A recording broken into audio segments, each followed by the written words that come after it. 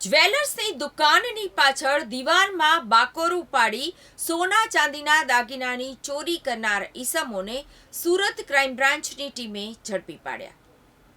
મળતી માહિતી મુજબ સુરત ક્રાઇમ બ્રાન્ચની ટીમે સુરત રેલવે સ્ટેશન લંબે હનુમાન ગરનાળા પાસેથી આરોપી નંદુ લુણા ડામર, દિવાન ગુલેસિંહ ગામડ અને મુકેશ કાલુ દોડિયારને ઝડપી પાડ્યા હતા. પોલીસે આરોપીઓના કબજામાંથી 1,12,500 રૂપિયાની કિંમતના સોના ચાંદીના દાગીનાઓ તેમજ 4 મોબાઈલ ફોન, ઇલેક્ટ્રિક વજન કાંટો તેમજ ગેસ કટરની પાઇપ તથા કોયતો મળી કુલ 1,40,750 રૂપિયાનો મુદ્દામાલ જપ્ત કર્યો હતો.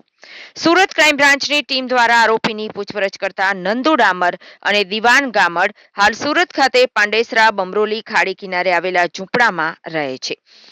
બંને જણાએ તેમના રહેણાંક નજીકમાં આવેલા જય અંબે જ્વેલર્સની દુકાનમાં ચોરી કરવાનું નક્કી કરી વડોદરા ખાતે જઈને તેઓના મિત્ર મુકેશ દોડિયારને મળી જય અંબે જ્વેલર્સમાં પાછળના ભાગેથી બાકોરું પાડી ચોરી કરવામાં આવે તો લાખોની મત્તાના દાગીના મળી આવે તેમ જણાવતા મુકેશ દોડિયારે રાજસ્થાન ખાતે રહેતા તેના મિત્ર મનરાજનો સંપર્ક કરીને સુરત ખાતે ચોરી અંગે જણાવ્યું હતું.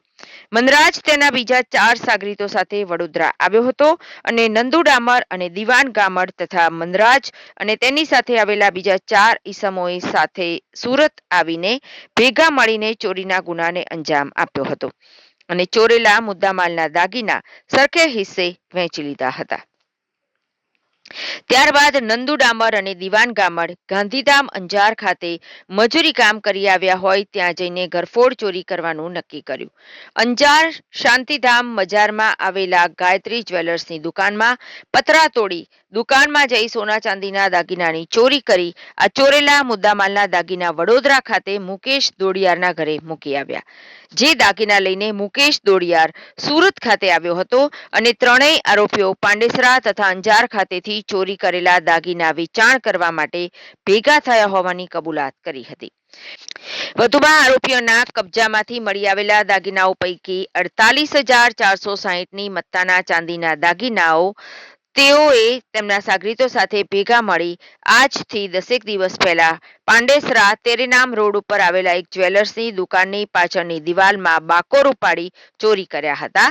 તે પૈકીના તેમજ 64,064ની મત્તાના સોના ચાંદીના દાગીનાઓ તેઓએ તેમના સાગરીતો સાથે અઠવાડિયા પહેલા ગાંધીધામ અંજાર શાંતિધામ બજારમાં આવેલા ગાયત્રી જ્વેલર્સની દુકાનમાં પતરું તોડી ચોરી કર્યા તે પૈકીના હોવાની કબૂલાત કરી હતી.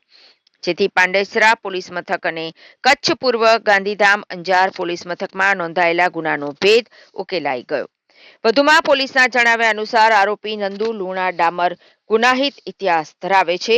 તેની સામે અગાઉ પેટલાવદ પોલીસ સ્ટેશનમાં રાયોટિંગ, મારામારી, લૂંટ, અપહરણ અને ખાચરોદ પોલીસ મથકમાં ખૂનનો ગુનો મળી કુલ 8 ગુના નોંધાયેલા છે.